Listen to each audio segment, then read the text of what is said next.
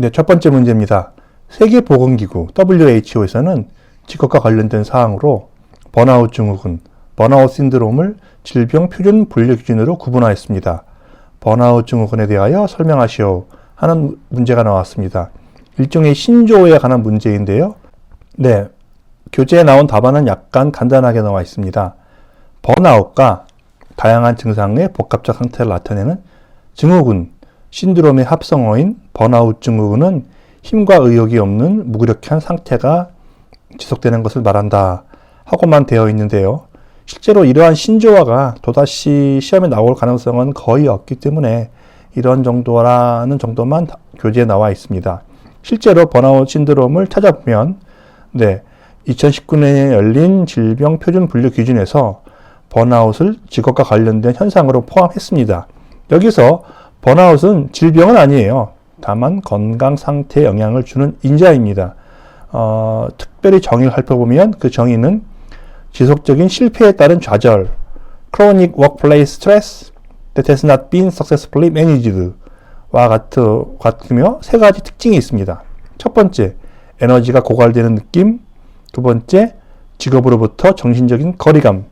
마지막으로 직업 효율의 감소. 이러한 번아웃 증후군은 직업과 관련된 현상이며 다른 현상에는 적용되지 않는다고 합니다. 네, 이러한 번아웃 증후군 문제가 다시 나올 가능성은 거의 없다고 할 수 있습니다. 하지만 이런 신조어 문제는 언제든지 나올 수 있으니까요. 이런 신조어 문제가 나오면 잘 분석을 하는 필요가 있습니다. 우선 번아웃 신드롬, 번아웃 증후군이라고 하면 번아웃, 뭔가 불타버린다는 그런 내용이잖아요. 그런 내용을 잘 알고 있으면서 에너지가 고갈되는 느낌이다. 일이 잘 풀리지 않는다. Chronic workplace stress that has not been successfully managed. 잘 풀리지 않는다는 그런 개념을 도입하면 여러분께서 알고 계신 인간공학적 지식이 어떤 게 있을까요? 네, 니오시의 스트레스 인자보다는 카라색의 직업성 긴장 모델 어떻습니까? 잡 스트레인 모델에 보시면 일단 직업에 대한 긴장은 상당히 높은 수준이 되겠습니다. 하지만 직업의 자율성, 직업의 결론은 잘 나지 않고 자꾸 번아웃 되는 그런 현상이 발생된다면 카라색 직업성 긴장 모델에서 집단 D에 해당되는 내용일 수 있습니다. 이 정도까지 그림 혹은 글씨를 곁들여서 작성을 하신다면 1교시 한 바닥 정도 작성에 문제가 없을 거고 아마도 고득점이 예상이 됩니다. 두 번째 문제입니다. 어느 검사자가 한 로트에 1100개의 부품을 검사하면서 110개의 불량품을 발견하였다. 하지만 이 로트에는 실제 220개의 불량품이 있었다면 동일한 로트 2개에서 휴먼 에러를 범하지 않을 확률을 구하시오 하는 굉장히 쉬운 문제가 나왔습니다. 이런 문제는 인간공학 기사 시험에도 자주 나오는 문제죠. 한 로트에 1100개가 있으니까 1100개이고요. 이 중에 실제로 에러가 몇 개 발생했습니까? 220개를 발견해야 되는데 110개만 발견했으니까 이 110개는 성공했고요. 나머지 110개를 실패했습니다. 즉 실제 220개에서 발견한 횟수 110개를 빼면 총 실패 개수는 110개가 됩니다. 근데 이게 맞나요? 여러 가지 가정이 빠진 것 같지 않습니까? 이 110개가 꼭 불량품이라는 가능성이 있나요? 이 110개에서 양품이 섞여 있을 가능성은 없습니까? 근데 그런 내용들 여기 기재를 해줘야 되죠. 그러니까 실제 110개에 발견한 불량품은 모두 불량품이다라는 가정을 여기 적어 주셔야 기술사 답안처럼 될 수 있습니다. 네, 아무튼 전체 휴먼 에러 확률은 1100 나누기 1100에 110개니까 가격은 실패 확률은 0.1, 휴먼 에러 확률은 0.1이 되고요. 신뢰도는 어떻게 됩니까? 신뢰도는 전체 1에서 0.1을 뺀 각 개별 직무에서의 신뢰도는 1 빼기 0.1에서 0.9가 되죠. 그런데 이러한 작업을 몇 번 합니까? 동일한 로트에서 2개 실행한다고 했으니까 2번 일어나죠. 그러니까 실패 확률, 성공 확률, 지금 범하지 않을 확률을 구하는 거니까 성공 확률은 0.9가 되고요. 0.9를 2번 하는 거죠. 그래서 0.9 곱하기 0.9라고 계산하셔도 상관이 없고요. 조금 있는 것처럼 보이려고 하면 이산직무에서의 신뢰도를 구하는 식을 쓰셔서 n2 빼기 n1 더하기 1 해서 0.9 곱하기 0.9 해서 0.81이 된다라고 작성하셔도 더 좋습니다. 가끔씩 묻는 분들이 계세요. 선생님 왜 n2 빼기 n1까지는 좋은데 더하기 1이 들어갔나요? 이 더하기 1 부분을 물어보시는 분들이 많은데요. 계산해보면 그렇죠. 1개에서 2개까지 해야 되는데 2 빼기 1을 하면 1개밖에 안 남잖아요. 그래서 이산적 직무인 경우에는 그런 것을 도와주기 위해서 더하기 1을 합니다. 여기까지 해서 이산적 직무의 신뢰도를 구했고요. 조금 답안이 부족하다 생각하시면 혹은 공간이 남는다, 시간이 남는다고 하시면 반면 이 직무가 연속적 직무였다면 이렇게 된다라고 겸언해 주시면 조금 더 점수를 많이 받을 수 있겠죠. 연속적 직무에서 에러를 범하지 않을 확률.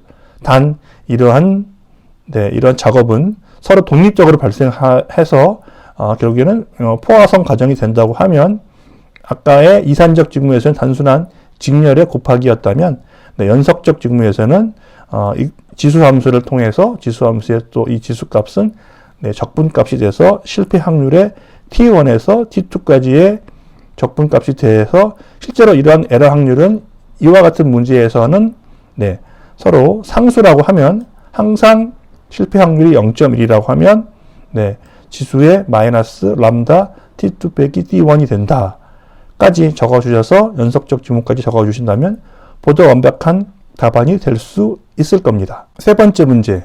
다음의 경우에 대하여 인체 측정 응용 원리를 이용한 설계 방법 및 사례 2가지를 설명하시오. 첫 번째, 최소치 디자인 적용 치수. 두 번째, 최대치 디자인 적용 치수. 세 번째는 평균치 디자인 적용 치수가 나왔습니다. 우선 굉장히 기본적인 문제죠. 교재에만 보면 누구나 다 알 수 있는 문제입니다. 첫 번째, 최소치 디자인을 적용하는 방법은 어떤 신체 측정의 제일 작은 수치를 이용하면 대부분의 사람이 이용할 수 있다는 그런 원리가 되겠습니다. 가장 작은 치수로서 여성의 5% 타일을 적용하면 될 수 있을 것이고요. 그 예시로는 거리에 해당되는 거죠. 여성이 팔을 뻗어서 잡을 수 있는 조정장치의 거리라든지 버스 손잡이, 고리 같은 것이 있겠습니다. 두 번째, 최대치 디자인이 적용 가능한 설계 방법입니다. 이것은 가장 큰 수치를 사용하면 가장 수치의 사람들이 진행이 되면 그 나머지 사람들도 다 적용할 수 있다는 그런 원리이고요. 가장 큰 치수를 남성의 95%를 적용을 해서 출입구의 크기라든지 비상구의 크기, 여유 공간 등은 충분히 크게 만들어야지만 대부분의 사람들이 지나갈 수 있다는 그런 원리입니다. 마지막으로 평균치 디자인 적용 치수 원리입니다. 최소치나 최대치 혹은 조절식으로 하면 가장 좋긴 한데 현실적으로 적용하기 어려운 경우에는 불가피하게 평균치를 적용한다는 개념입니다. 공동시설이 되겠죠. 은행의 접수 카운터라든지 버스 터미널의 대합실 의자 같은 것들이 이러한 평균치 적용이 되는 이러한 치수가 되겠습니다. 이렇게 교재에만 나오는 내용만 가지고 답안을 작성하면 고득점이 어려울 수 있습니다. 여러 가지 추가적인 정보, 자기만의 색깔을 넣어야 되는데요. 먼저 평균치 적용하는 경우에 있어서는 이러한 평균치를 가진 사람은 실제로는 대단히 드물다. 모든 치수가 평균인 사람은 2% 미만이더라 하는 그런 정보를 적어주시면 좋고요. 그 다음에 이 최소치 혹은 최대치를 나타낼 때 교재에도 보시면 높이라든지 공간, 즉 길이에 대한 정보만 있습니다. 이런 것들만 적용 치수가 가능할까요? 아니죠. 힘에 관한 내용도 충분히 최소 혹은 최대치가 될 수 있습니다. 여성 같은 경우에 기구를 조작하는 힘이 작기 때문에 기구를 조작하는 힘, 가령 버튼을 누르는 힘이 가장 최소 치수인 여성의 5% 타일에 적용하면 맞을 수 있을 거고요. 또한 남성처럼 무거운 경우에는 줄사다리라든지 그네의 무게를 충분히 버틸 수 있도록 튼튼해야만 합니다. 그렇기 때문에 힘이 크게 걸리는 곳에서는 오히려 최대치를 적용해야 됩니다. 또 한 가지, 과연 최소치, 최대치를 여성 5%, 남성 95%라고만 지정하는 게 과연 맞을까요? 이런 것들이 모든 사경에 적용될 수 있을지 한번 생각해 볼 필요가 있습니다. 실제로 제가 중남미 지역에 여행, 출장을 갔을 때 보면 여성의 둔부가 남성보다 더 큰 것을 확인할 수 있었습니다. 그렇기 때문에 의자 좌판에 폭을 설계할 일이 있다면 최대치 적용에 있어서 남성의 90% 타일이 아니고 오히려 여성의 95% 타일이 적용될 수 있다는 것을 적어준다면 가장 완벽한 답안으로 만점이 기대됩니다. 네 번째 문제, 인간기계 시스템 MMS의 3요소와 기본 기능 4가지를 설명하시오 하는 기본적인 문제입니다. 하지만 기본적인 문제지만 혼동하실 수가 있어요. 인간기계 시스템의 3요소가 뭐지? 네, 인간기계 시스템의 3요소는 되게 문제에 나와 있습니다. 답이. 심지어 MMS라고 알려줬어. 첫 번째 M은 man, 인간이고요. 두 번째 M은 machine, 기계가 되고 세 번째는 시스템이 됩니다. 시스템은 다른 말로 인터페이스라고도 설명을 할 수가 있지요. 근데 여기서 가끔씩 보시면 인터페이스, 인간기계 시스템의 3요소가 인터페이스 3요소인가? 시각적 인터페이스 등등 생각하실 수 있는데 MMS라는 용어에 관심을 두시기 바랍니다. 두 번째, 기본 기능 4가지에 대해서 설명하시오 하는 문제에 대해서는 이미 많이 알고 있는 내용이죠. 아래의 그림은 인간공학 기사 시험에서 가져온 그림입니다. 이 가운데 감지를 넣는 문제였죠. 객관식 문제였는데 여기서는 주관식으로 나와서요. 인간기계 시스템의 기본 기능 4가지. 딱 좋죠. 외부에 정보가 있으면 정보를 감지를 한 후에 그 정보를 가지고 정보 처리를 합니다.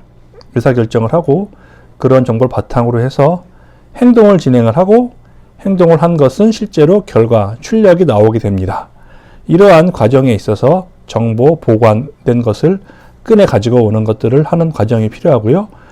답안지에서는 저장 기능이라고 표현되어 있습니다. 어떻게 표현해도 상관없고요. 이러한 4가지 기능은 인간도 똑같고 기계도 똑같습니다. 인간인 경우에는 눈과 귀를 통해서 정보를 감지하고 실제로 행동하는 것을 출력이라고 하고요. 기계인 경우에는 키보드나 마우스를 통한 입력이 정보 입력이 되고 기계 내부적으로 CPU가 돌아가고 마지막으로 하는 출력, 프린터가 될 수도 있고요. 모니터가 될 수도 있고요. 기계 장비인 경우에 실제 활동이 될 수도 있습니다. 이러한 그림은 기계 시스템에도 적용되고 인간 시스템에도 적용이 되고 기계와 인간이 만나는 인터페이스는 이 부분, 정보의 입력, 인간의 출력이 곧 기계의 입력이 되고 기계의 출력이 곧 인간의 입력이 된다는 이러한 수레바퀴가 돌아가는 인간-기계 시스템에 대해서 조금 더 설명하신다면 좋은 답안이 될 수 있을 것 같습니다. 5번 문제, 디자인 리서치 조사 및 사용성 평가에서 주로 사용되고 있는 에스노그래피 특징에 대하여 설명하시오 하는 간단한 문제가 나왔습니다. 우선 에스노그래피는 그리스어로 사람들, 에스노와 기록, 그래프의 합성어라고 합니다. 이는 현장 조사, 관찰 조사를 의미하는 겁니다. 실제로 연구자, 그러니까 실험 대상자죠. 실험 대상자를 직접 만나서 그 실험 대상자의 맥락이라든지 조사하는 거고요.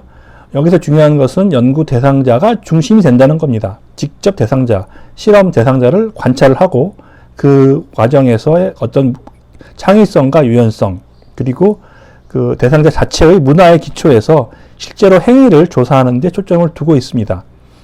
이러한 에스노그래피는 옵저베이션 에스노그래피, 관찰 에스노그래피라고도 불리는데요.